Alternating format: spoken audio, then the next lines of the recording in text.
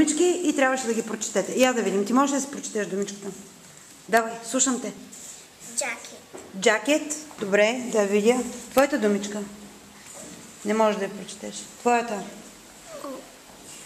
Не можеш. Твоята? Giraffe, да я видя. Браво. Твоята? Frog. Окей. Твоята? Не можеш да я прочетеш. После ще я прочетем заедно. Твоята? Bee. Добре. Твоята? Cat, да я видя. Окей. Твоята? Octopus. Браво. Dog. Браво. Yes? Lemon. Чудесно. Yes. Как? Помисли хубаво. Твоята? Принцеса. Не е принцеса. Кралица е. Но как е на английски? Parrot. Добре. Rabbit. Добре. Snake. Браво. Сега, първите, които са ги прочетоха, излезнаха да работят с пчеличката. И аз ги прочетете сега пак вие. Другите да седнат и много да внимават. Седни, ако обичаш. Всички седат седнали и внимават. Слушам. Твоята думичка. Apple. Твоята думичка. Elephant. Kangaroo. Van. Mouse. И аз покажете думичките. Можете ли да намерите къде са техните картинки, техните думички?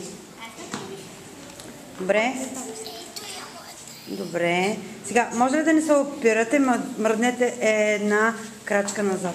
Сега, хайде всеки да се подреди по начина, по който са буквите в азбуката. Първи застава тук този, който държеше какво? Apple. Добре. Хубаво, мръдни, само че така подреди са и на една педя разстояние. Така. Следващият в азбуката кой е? След A. Elephant. Кой държеше за elephant? Окей, втори. Трети кой е? Погледнете. Mouse, kangaroo, van. Кой ще да е? Айде да кажем азбуката, за да видим. A, B, C, D, E, F, G, H, I, J, K, L, M, N. Кой държеше kangaroo? Yes, правилно. Следващото е? Mouse. Кой държеше? Браво. Ай сега да ви видя подредени. Браво. Значи, най-напред в азбуката е A. Думичките бяха после с E, после с K, после с M и накрая с V. Добре. Сега внимавайте. Хайде да кажем буквичката и думичката. Как се казва, с A започва думичката Apple? Кой казва? Ти. A is for apple. Правилно. След това да кажем за следващите. Окей? A is for elephant. Коя е буквичката пак? Буквичката. E is for elephant. Правилно. Следващото. K is for kangaroo. Чудесно.